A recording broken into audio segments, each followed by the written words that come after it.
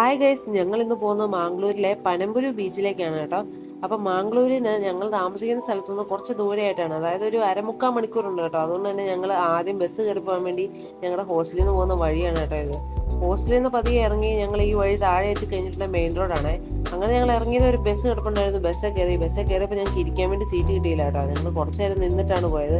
അത് കഴിഞ്ഞപ്പോൾ ഞങ്ങൾക്ക് ഇരിക്കാൻ വേണ്ടി സീറ്റ് കിട്ടി കേട്ടോ. അങ്ങനെ ഞങ്ങൾ 4 പേർക്കും ഒരുമിച്ചിരിക്കാൻ വേണ്ടി പെട്ടിപ്പുറം കിട്ടി കേട്ടോ. അങ്ങനെ പെട്ടിപ്പുറത്ത് ഇരുന്ന് ഏകദേശം യാത്രയൊക്കെ കഴിഞ്ഞപ്പോൾ നമ്മൾ ഓട്ടോ വിളിച്ചിട്ട് വേണം ബീച്ചിലേക്ക് പോകാൻ വേണ്ടി. ബസ് ഇറങ്ങുന്ന സ്ഥലത്ത് നിന്ന് കുറച്ചുകൂടെ ദൂരമുണ്ട്. അതുകൊണ്ട് തന്നെ ഞങ്ങൾ ഒരു ഓട്ടോ വിളിച്ച് അവിടെ എത്തിക്കഴിഞ്ഞപ്പോൾ നമ്മൾ ബോർഡ് കണ്ടോ, പനമ്പൂര് ബീച്ച് എന്നൊക്കെ എഴുതിയൊക്കെ വെച്ചിട്ടുണ്ട് കേട്ടോ. ഇത് പഴമ്പോളി ബീച്ച് നായി പോകുന്ന ഒരു സംശയം ഉള്ളതുകൊണ്ട് തന്നെ ഞങ്ങൾ പ്രത്യേകം പ്രിപ്പറേഷൻ ഒക്കെ നടത്തിയിട്ടാണ് കേട്ടോ ബസ്സൊക്കെ എടുത്ത് ടിക്കറ്റ് എടുക്കുമ്പോൾ തെറ്റിപ്പോകാതിരിക്കാൻ വേണ്ടി.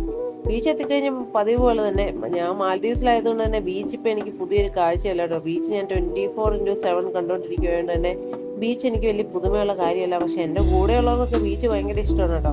പിന്നെ ഈ എനിക്ക് ബീച്ചിനോടും തീരെ ഇഷ്ടമല്ല കേട്ടോ. കുറച്ച് ശത്രുതയുണ്ട് ഞങ്ങൾ തമ്മിൽ. ആ കഥ ഞാൻ മറ്റൊരു വീഡിയോ പറയാം കേട്ടോ. പിന്നെ ഞങ്ങൾ കുറച്ചൊരായില് കറങ്ങി തിരിഞ്ഞ് നടന്നു. എനിക്കാണെങ്കിൽ കടലിൻ്റെ അടുത്തേക്ക് പോകുന്നതിൻ്റെ പേടിയാണ് കേട്ടോ. അതിന് പ്രത്യേകമായിട്ടുള്ളൊരു കാരണമുണ്ട്.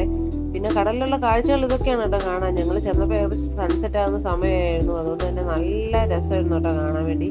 കുറേ നേരം ഞങ്ങൾ അവിടെ ഇരുന്നു. എനിക്ക് എന്തായാലും ബീച്ച് ഇഷ്ടമല്ലെന്നൊക്കെ പറഞ്ഞിട്ടുണ്ടെങ്കിലും ബീച്ച് ചെന്നിട്ടുണ്ടെങ്കിൽ ഞാൻ ഹെഡ്സെറ്റ് വെച്ച് 2 പാട്ടൊക്കെ കേട്ടോണ്ടിരിക്കും കേട്ടോ. അത് വേറൊരു ഫീലാണ്, അത് പറയാതിരിക്കാൻ വേണ്ടി പറ്റില്ല.